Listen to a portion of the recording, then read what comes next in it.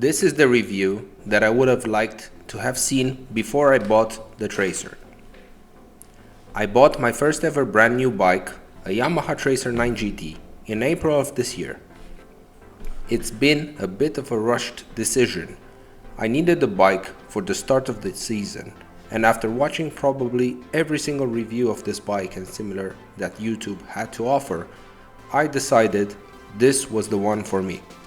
I originally planned to do a review at 1000 kilometers, but I felt that I couldn't yet offer a complete picture of the bike's pros and cons. So I postponed it, and here we are at 11,500 kilometers, or just over 7,000 miles, most of them done on twisty mountain roads. I also upgraded the bike in some ways to fit my riding style and needs. As for maintenance, I usually do it all myself, but since the bike is under warranty, I took it to the dealer. As a disclaimer, I am not a professional motorcycle reviewer or expert, and my riding skills and experience so far make me more of an enthusiast than a guru. All of the following opinions are my own, and while they may differ from some, I stand by them. Feel free to comment, share, like, but by no means feel obliged to do so. As a rule of thumb, I only ever like a video if I really, and I mean really, enjoyed it. If you did so, that would be useful, as it gives me a way to objectively measure how interesting you find the material. Also, if you shared this video with someone, do so if they would genuinely benefit from it. Consider subscribing if you'd like to see more videos like this, as well as riding videos and soon car videos. Now, to the matter at hand. All the scenery you'll see is in Romania, around the Carpathian Belt. I like to ride tight, twisty roads, with the occasional long stretch as part of my commute. To start things off, I have to say that the Tracer 9 is a thrilling ride. It's not incredibly powerful, but the engine is torquey, it sounds wonderful, and above 5000 RPM it just goes. Even though it only comes with 119 PS from the factory, it feels so much more powerful. My previous bike is this Yamaha Tenere from 2011. A different beast, oriented towards off-road, but still a great ride on tarmac. Being a single cylinder with quite a bit of torque, I always felt that it rides great on the twisties, but definitely was lackluster when I needed the power. So as I needed a machine to take me places, not just joyriding around and exploring wild terrain, I was looking for something a bit more capable on the road. My shortlist included Kawasaki Versys 1000, BMW F900 XR, Triumph Tiger 800, and of course the Yamaha Tracer, as these fit the bill of being good street all-rounders, powerful but not crazy, good looking, comfortable, and most importantly, thrilling to ride. Or so advertised and reviewed by other people, as I wouldn't know because none of them were available for test riding. Blame COVID. I honestly went ahead and bought the Yamaha because of the looks, the engine, the package, and of course the price. I thought it would be a safe bet, as I had already owned the Yamaha before, which I rode like crazy, taking it well beyond its intended scope. And as such, I knew firsthand that this is a quality brand. I did actually have mechanical problems with the Tenere, but that was due to the previous owner's improper maintenance. The Tracer, however, is on a totally different level compared to my old 10. It is a well-oiled machine, smooth, easy to ride, and very comfortable. It's like a golden retriever. It's very dependable, it's predictable. It's there to make you feel cozy and happy. However, this can all change in a matter of milliseconds, because once you open the throttle and go past 5000 RPM, it feels like you're entering warp speed and you're teleported into the next corner. This two-sided character of the engine might put some people off, but I honestly find it amazing, as it gives the bike a lot of versatility. To put things in a practical perspective, riding on the motorway is mostly boring, as I'm sure you'll agree, but once in a while you'll need a little bit of oomph to overtake something. Just knowing that the power is there and you can literally take off, at the flick of the wrist, puts all the fun back into riding a bike, even after 200-300 kilometers of motorway straight. Suddenly, all the niggles, like your butt being numb and the insects on the visor, they disappear. To get into a bit more detail, I'll talk about the pros and cons of the Tracer, in no particular order. The pros. Well, the engine, it's amazing. What more can I say? If you'd like to hear the engine and the exhaust, there's a link right above. The suspension. It's semi-active front and rear. It's electronically adjustable with 2 levels. To be honest, there isn't much of a difference between the levels, but remember that I'm coming from the Tenere, which has almost double the suspension travel. The bike is very well planted while cornering. There is little dive when braking. The suspension is very nice, although I sometimes miss the plush feeling of the 10 when the road gets bumpy. What about the handling and the chassis? It's very easy to swing from one corner to the next. The center of gravity is quite low, making it a breeze to countersteer. Now let's talk about the brakes. They're not amazing, but they do the job. I honestly don't give them much thought. In normal conditions, I like to engine brake. In the few instances where I had to emergency brake, the bike stopped. So they work. Now let's talk about the sound. With the stock exhaust, below 5000 RPM, the sound is hardly noticeable.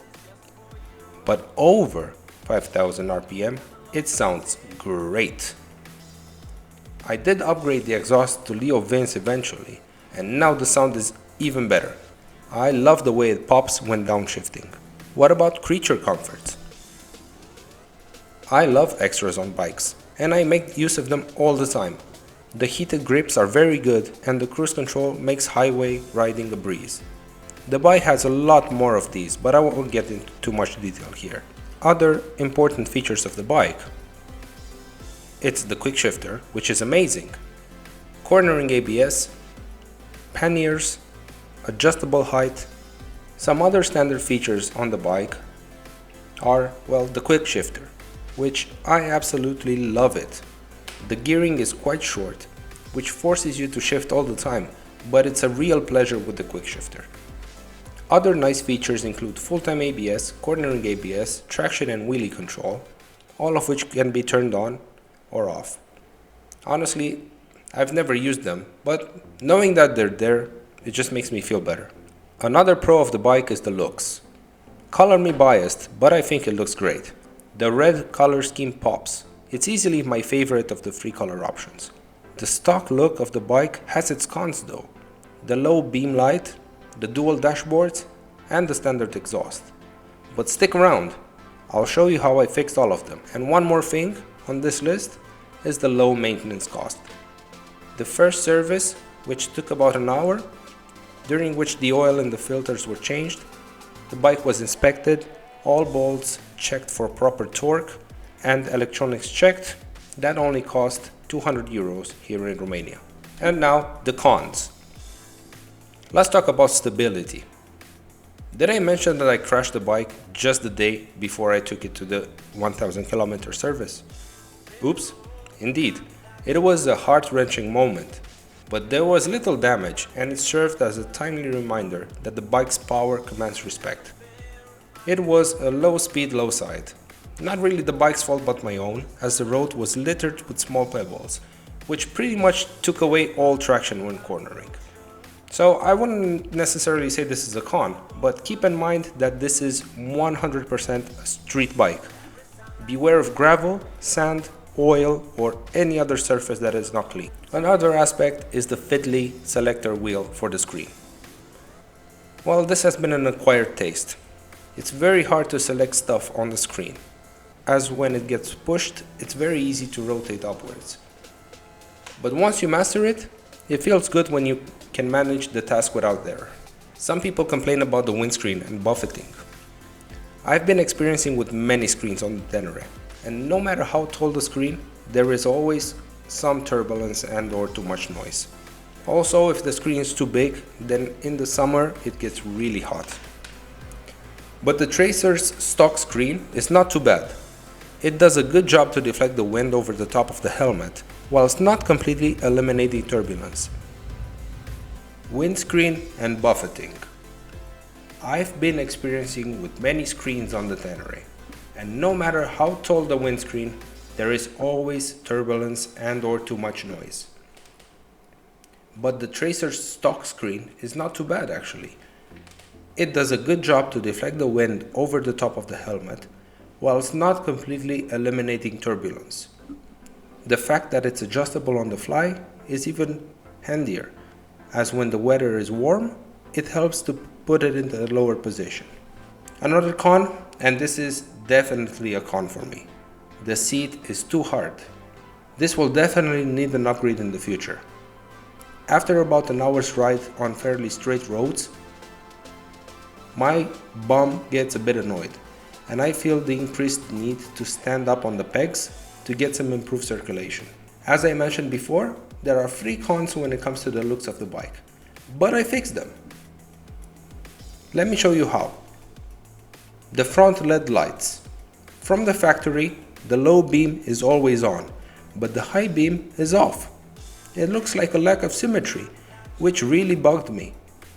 So I adjusted the high beam so it lights lower and doesn't blind incoming traffic. And I always keep it on from the toggle. That's fixed. The stock exhaust. It looks horrible. That was one of the reasons for upgrading it to Leo Vins. Now it's fixed. The dual dashboards. They look strange, like a snorkel. So I fitted the quad lock on the handlebar, and now my phone sits right in the middle of the screens. I have GPS all the time and it's plugged in wirelessly to my bike. It's fixed. Money for value. Very, very, very good. I feel no regrets for having shelled out over 13.5 thousand euros for it, and another close to 2,000 euros for extras such as a top case, crash guards, disc lock, the new exhaust, quad lock, etc. This figure will probably get much higher as the list of extras will get ever longer. I consider myself a respectable motorcyclist after all. So, did I make the right choice of buying the Tracer? I know I did.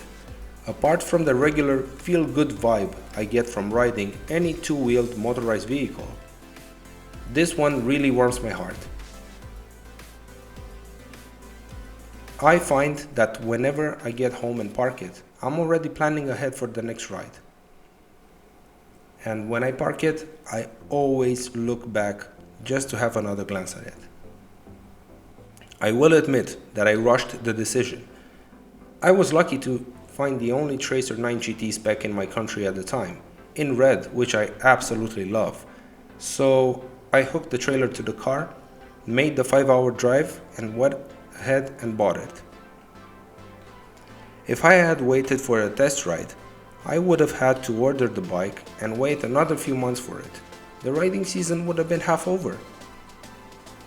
For 2023, Yamaha have announced the upgraded version of the Tracer 9 in GT Plus spec, which adds adaptive cruise control, a 7-inch TFT screen with Bluetooth, yes, one screen, not two, and a new color scheme, power gray. In all other regards, the bike is the same as the 2022 Tracer 9 GT. The price is 17,000 euro, which is considerably more than the 13.5 thousand euro I pay for my Tracer. Your call if you want this spec or not. I'm not sure here if in 2023 you can get the Tracer 9 GT without the Plus spec, so that remains to be seen.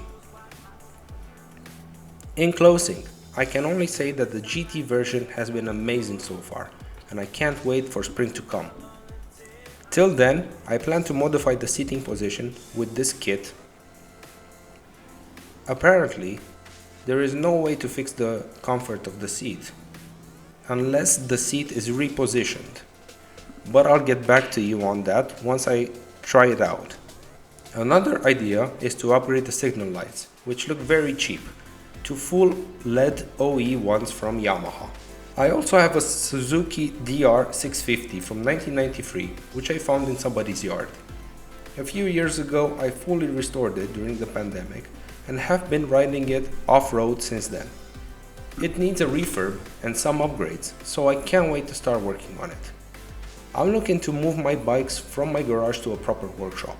I also like working on cars, so that's going to all go on the channel. If you've enjoyed this and would like to follow along, like and subscribe, as that really helps the channel grow. Feel free to comment and let me know what you think of the Tracer. To see and hear the bike handle and roar on the twisties, check out this video. Bye!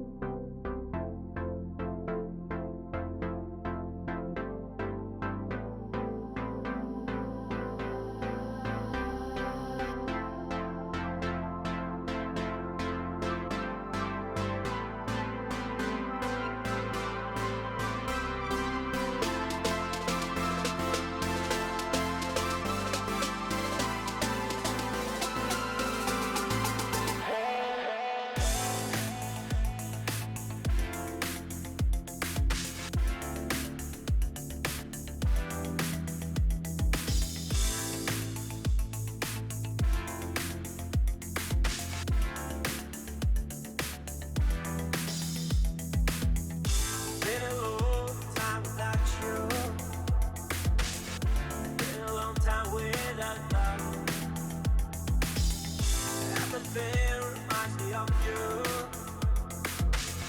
but everything is not enough. Feeling out by the ocean, among all those white hot sands, where every sunrise is just for you.